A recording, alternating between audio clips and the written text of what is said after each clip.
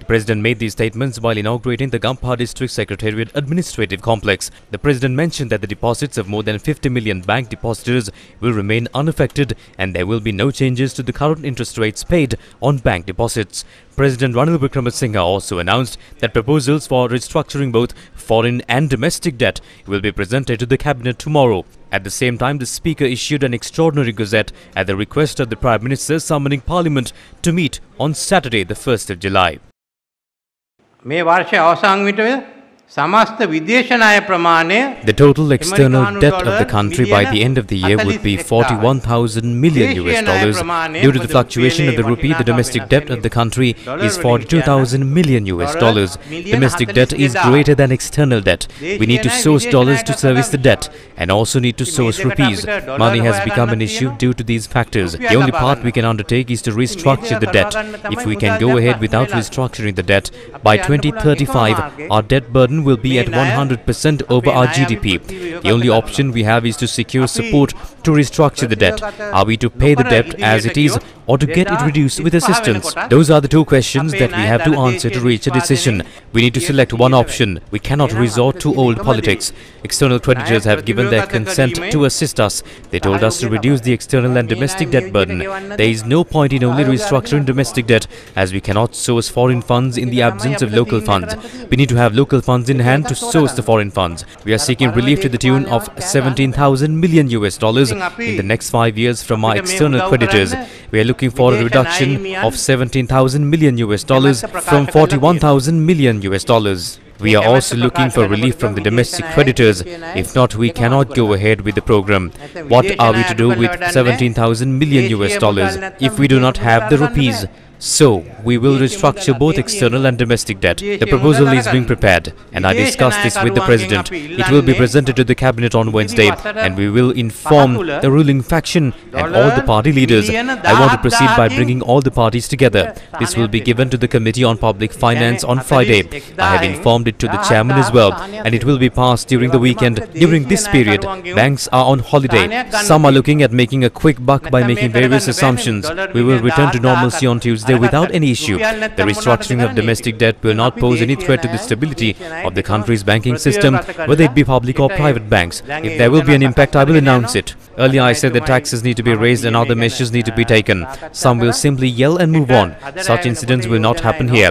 There will be no changes to the current interest rates paid on bank deposits. When we reduce inflation, the rates can drop. That is something separate. The restructuring of domestic debt will have no impact on the membership balance of any public funds, including the Employees' Provident Fund. The rate of return for superannuation funds will not be affected in any way. The proposed debt restructuring plan has been designed with the primary objective of safeguarding the public's bank deposits as well as protecting the depositors of all banks regulated by the central bank.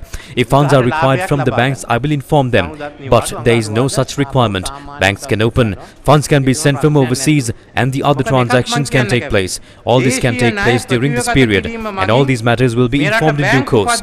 Some want to go to court against this. I do not understand why. Why are they trying to stop us from rising up the bankruptcy? The old political ways of yelling and going to court will not suit. Only Parliament has the power in this matter. The judiciary is separate. The judiciary also does not like these conflicts. The power lies with the Parliament in this matter as per the Constitution. We will pass it accordingly and implement the program.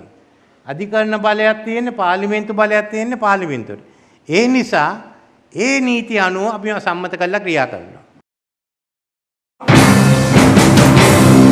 A press conference was called by the Ceylon Bank employees unions stating that the government should announce the domestic restructuring plan immediately.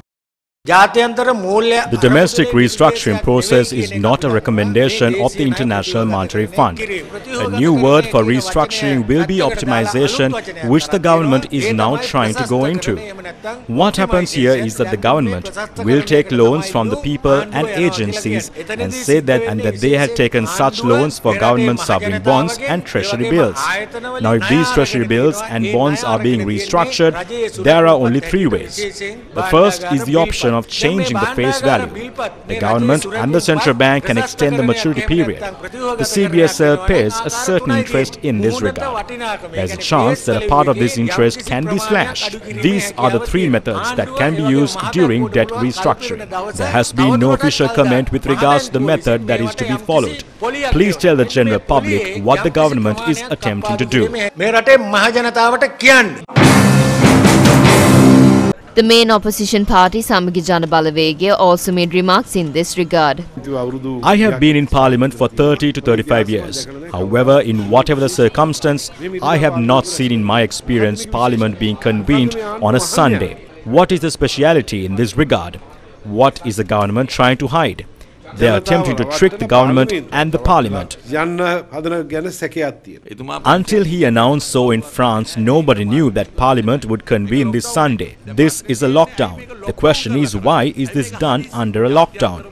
Why the urgency? They say the IMF has not told us to restructure domestic debt. They have not even made such a request. Why does the government want to incite such urgency? If a parliament that does not have the franchise of the people wants to get their way, they must lock down the country. Just like what happened when J.R. Jayawardena signed the Indo-Lanka agreement. The entire country was under a curfew when he did so. The Freedom People's Congress also made comments in this regard.